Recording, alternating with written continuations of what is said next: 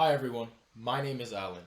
I'm a UCLA instructor and the head academic consultant at Tertarian Consulting. Today, I'm going to teach you how to plan your entire high school schedule and make an outline for all 4 years. Planning your high school classes can be hard, and lots of kids struggle with it every year. But don't worry, I'm here to help. I'm based in Los Angeles, so the specific example I'm going to use in this video is Granada Hills Charter High School because it's the largest high school in Los Angeles. The colleges I'm going to be looking at are University of California schools. UC schools are among the top colleges in the country and they provide a ton of information that helps students apply. If you're not from Los Angeles or aren't interested in applying to California colleges, don't worry. What I'm going to teach you in this video will work for every high school and college in the US. Let's get started. The first thing you need to do to plan your classes is to get some sort of template. I created this simple template on Google Sheets, and I'm going to post a link to this spreadsheet in the description. You won't be able to edit this specific spreadsheet, but what you can do is this. Click File, click Make a Copy, choose the folder you want to save it in, and click Make a Copy. And this saves it in your own personal drive so that you can make edits. Once you have a template of your own, it's time to get to work. Open a tab and type the name of your high school, then write Course Catalog. This usually gives you a link to all the courses your high school offers. Now we're going to scroll down and open a PDF of the course catalog. Opening the PDF usually gives you more complete information. Now we're going to scroll down until we see a list of requirements. As you can see, it shows us the graduation requirements for this high school, and we also have the A to G subject requirements for California colleges. Colleges in other states have very similar requirements.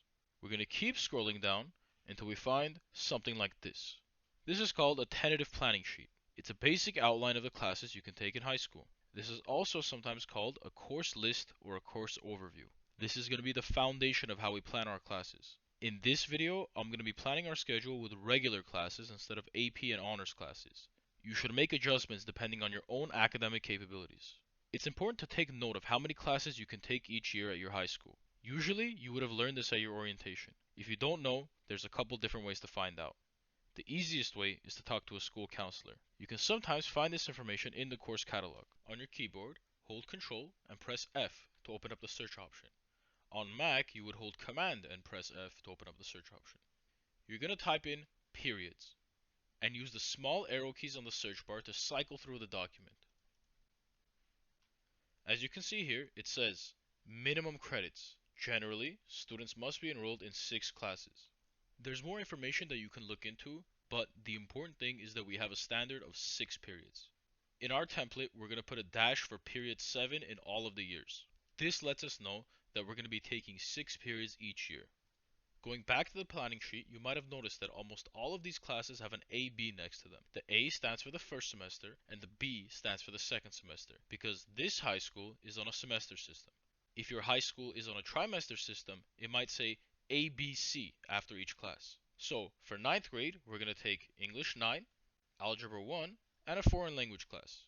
This specific school has a lot of options for foreign language classes. However, many schools don't have this much variety. The most common foreign language class offered by high schools in the US is Spanish. So that's what we're going to take. We're going to start off with Spanish 1. For science, we're going to take biology. For social studies and visual and performing arts, it doesn't give us an option, so we're going to hold off on those. Next, we're going to take PE. PE is generally a requirement for the first 2 years of high school. The next step is inputting these classes into our template.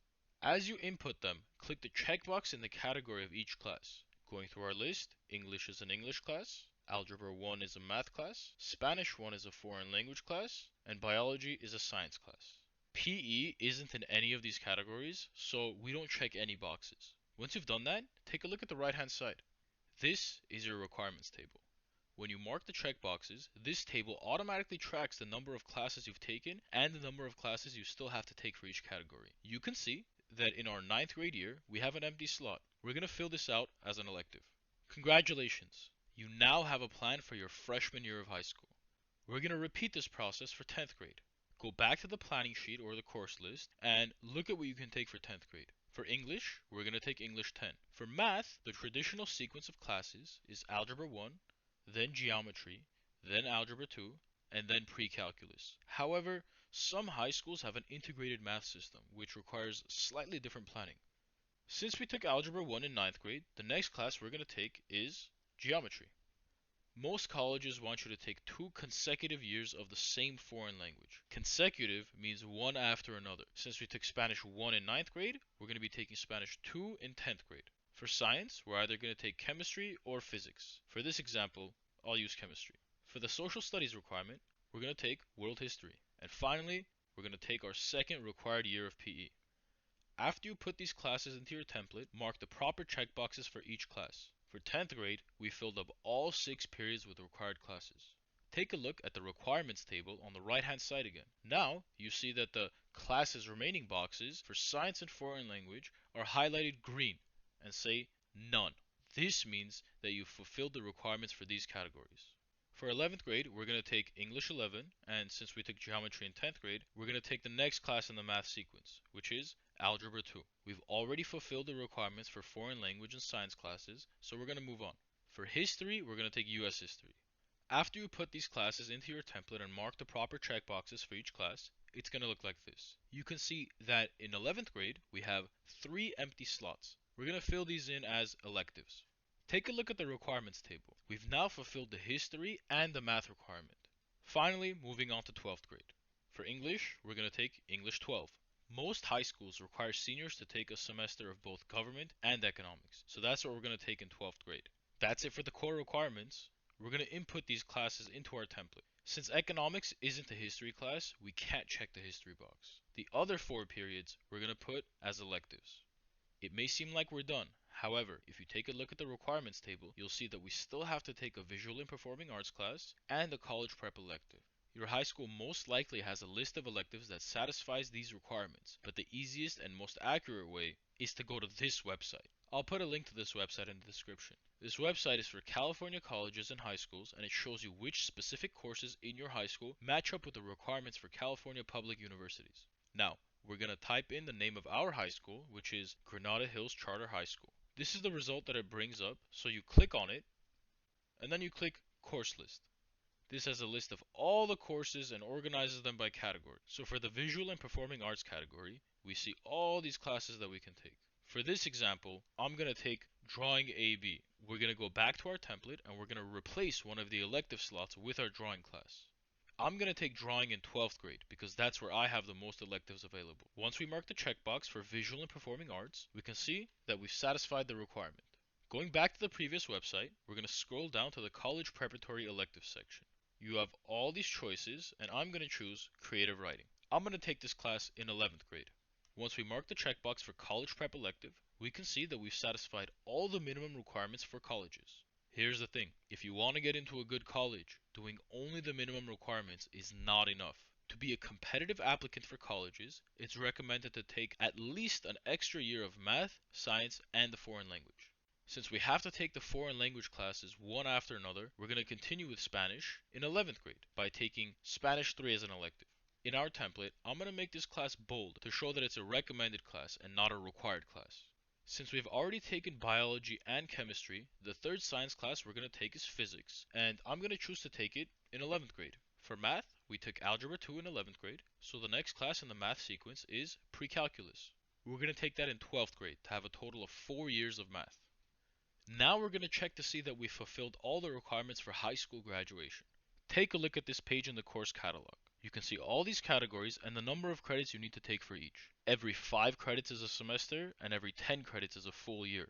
Let's go through the requirements one by one and compare them with our template. For English, we've taken 4 years. For math, we've also taken 4 years, even though we only needed 3. For biological science, we took biology. For physical science, we took both chemistry and physics. We took world history, we took United States history, and we took economics. We took Principles of American Democracy, which is the government class we're taking in senior year. We took our Visual and Performing Arts class. We took 3 years of Spanish to satisfy the World Languages and Cultures requirement. And we have electives to satisfy the local options requirement. We also took 2 years of PE. We took more than enough elective classes where we chose to take the recommended math, science, and foreign language. The Summer Transition Academy requirement is something that is school specific and will be taken care of by the school counselors. So I'm not going to include that in our plan. That's something you would have to go and update if you go to this specific school. Now that we have all the required and recommended classes, you can see that we have 3 electives left in our class schedule. You should use these elective spaces to take classes that interest you and are related to the major you want to apply to college with. For example, pre-med students might take AP Biology, AP Chemistry, or AP Physics classes. Pre-law students might take debate, AP Psychology, or writing classes depending on what their school offers. Engineering and computer science majors might take engineering or programming classes. It all depends on what your high school offers and what your intended major is. Don't waste these electives. What I mean by that is that you shouldn't take a teacher's assistant class or a TA class just because it's easy and fills up your schedule. These elective classes are your chance to show off to colleges how capable and dedicated you are to academics. Now, you have an outline of your schedule for the next 4 years of high school. Be sure to check back in on this every semester and update it if you need to, just in case you don't get into a specific class you are aiming for, or you learn new information. After watching this video, you now have all the information you need to create a plan for all 4 years of your high school schedule. Don't forget to check the description for important links. Don't forget to subscribe and enable notifications so that you're always up to date and aware of all the information we have to offer. I'm Alan from Tertarian Consulting, and I'll see you in the next video.